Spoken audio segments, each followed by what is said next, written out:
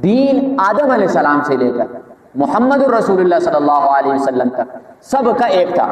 किसी भी पैगंबर या किसी भी नबी का दीन मुख्तलिफ नहीं हुआ, दीन सबका एक ही है। दीन कहा जाता है उसूलों को। उसूल अल्लाह ने एक ही दिए हैं तमाम पैगंबरों को, कभी भी नहीं बदले उसूल। उसूल क्या है? अल्लाह एक है, किताब सच्ची है, ये सारे के सारे भेजे हुए रसूल सच्चे हैं, क़यामत आनी है, मरना है, कब्र में जाना है, ये सारे क्या हैं? उसूल हैं। ये किसी नबी के भी बदले नहीं है। जन्नत है, जहन्नुम है, ये उसूल है, इसे दीन कहा जाता है। हाँ, आगे मज़ाहिब और शरीयतें ये बदलती रही।